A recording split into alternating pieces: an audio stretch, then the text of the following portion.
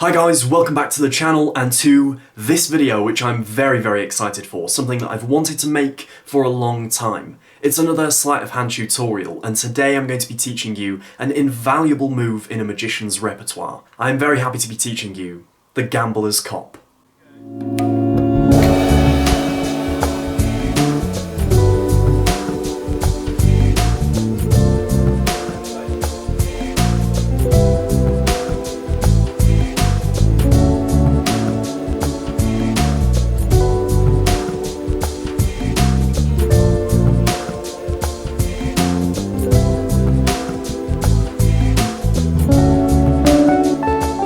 The Gambler's Cop is a utility move, which means that it does not do just one thing. Like a lot of the moves that I teach here on the channel, it's not a single trick move, and often I don't really go for moves that are just single trick moves. I like my moves to be able to do lots of different things. So the Gambler's Cop can be used to load and steal, primarily load and steal, but there are lots of other things that it can do. In this video, if you check how long this video is, I'm not going to be talking about all the uses for the Gambler's Cop. If you really want an in-depth look at the Gambler's Cop, there are lots of resources out there, lots of books. I'm going to recommend a few in the description, so please go and check those out if you want to have a real deep dive into the Gambler's Cop, because essentially in this video, all I'm going to be teaching you is how to do the Gambler's Cop, and then a simple load and steal. So, grab yourself a deck of cards, and let's learn this move, this really helpful move.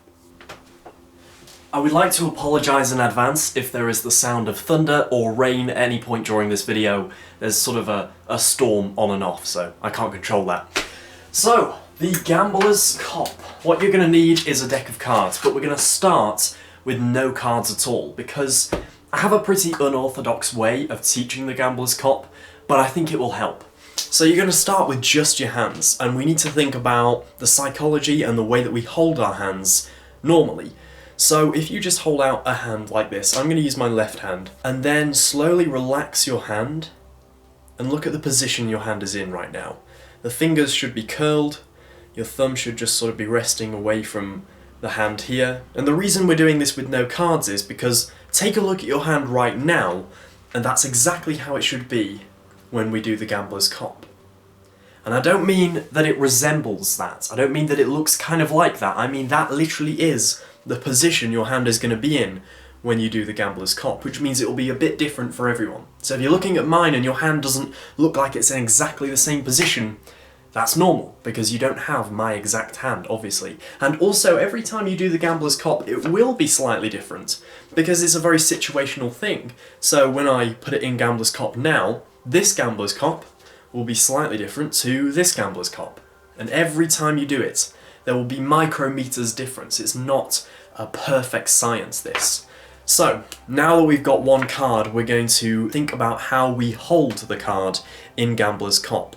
And the interesting thing is, although I am holding the card in a Gambler's Cop, I'm not gripping the card, because the whole exercise of having your hand like this and relaxing it is actually what's going to keep the card in its place. You're not gripping the card, you're not applying any pressure to it, you're relaxing your hand into the grip. So the only force being applied on the card is the force of your hand wanting to relax. Okay, that's really important to remember. So it's not like you're squeezing it, you're bending the card. The card might bend, but it's just a light pressure caused by your hand going from here to here. Okay. So, what is the exact position of the grip then? So if I bring my hand here, the card is basically going to be somewhere so that this edge, this top edge, is going to go across the palm. And the way I'm holding it now is that this ring finger, the left ring finger, is going to be sort of the main finger holding the card. The pinky finger might contact it, but in my experience, it tends to be the middle finger and the ring finger that sort of hold the card. That's going to be the corner. So the corner is going to be just above the ring finger. Now again, this won't happen every time, because if I drop the card roughly into a Gambler's Cop, in this case, the card is a bit more to the side than it was before. It's not at the base of the ring finger. Often it is somewhere between the base and that first knuckle. Sometimes it will be sort of higher up like so. Sometimes it will be lower down like this. And then over on the other side, this corner is going to be somewhere along the pad of your thumb. There's no need to force it into a particular place, whatever feels natural. And then check how this looks. So use a mirror or use a camera like I'm using at the moment, obviously, to film this video and see how that looks. Now, yes, obviously in this video, you know there's a card here, so you're gonna, be looking at it in a slightly different way, but as an audience member, no one will see this card. The other important thing to think about when we introduce the rest of the deck is how this card interacts with the deck. Because if we're going to load or steal, then the deck needs to be in a position where that is comfortable. And so, if the Gambler's Cop ends up being a bit further forward, like this one for instance, that's actually alright. That's not the end of the world, because it in a way means that the card is more under your control. If it's further forward in the hand, there's less of the card sticking out at the back here. If you have it really far out like that, you're not really gripping it and you have the risk of dropping the card. But before we get onto loading, we're going to talk about stealing. Now there's a little thing that I sometimes like to do, not always, to help make it easier to steal a card. And it's this move right here. It takes place only with these few fingers here. It's tiny from the front, that doesn't look like anything's happening. You can't tell that anything is going on. And what it does is it means that the card, instead of being completely flush with the rest of the deck, which some people like, and if you're one of those people, by all means do this, but if you're struggling to get the card from flush with the deck into a Gambler's Cop, then you can use these fingers to just rock that card away from the surface of the deck and back again.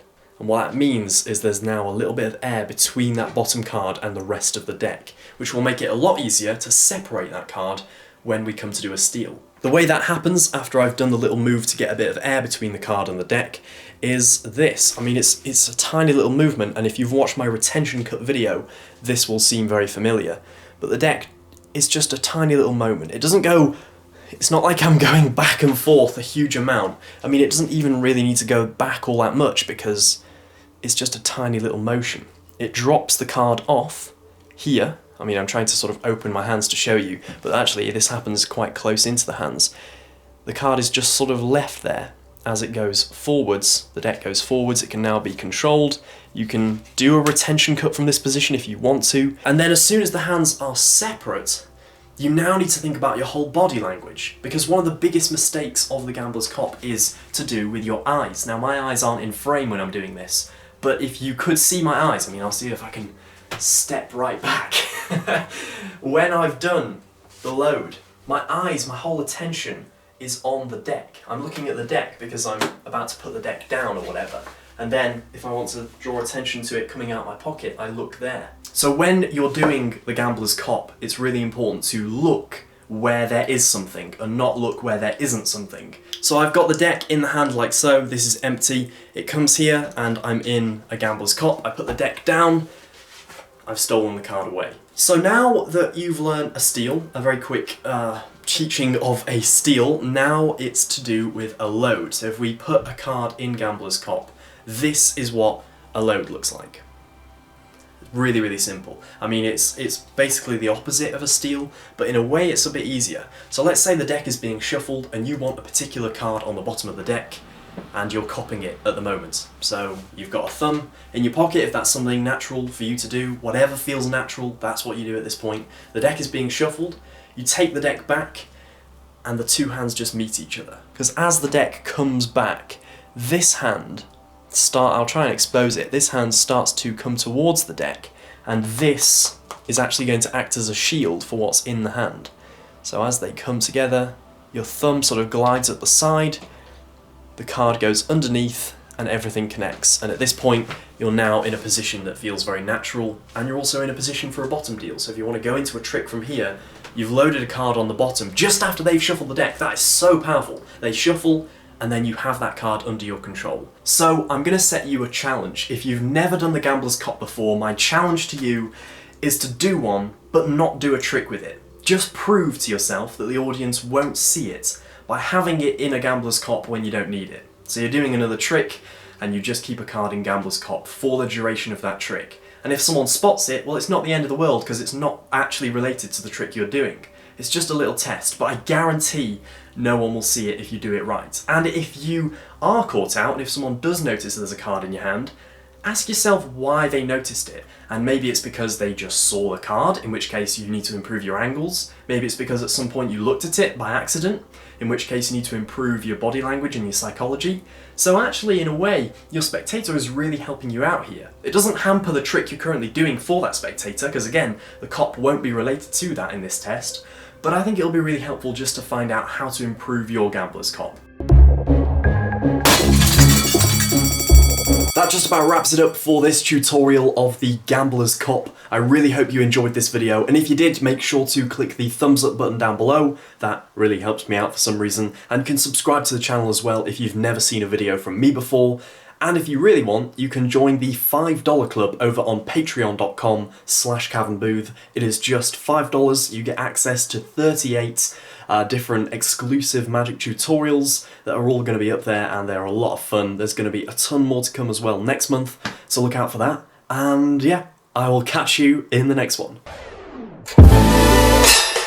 I think you're gonna have to be careful. We're gonna have to go very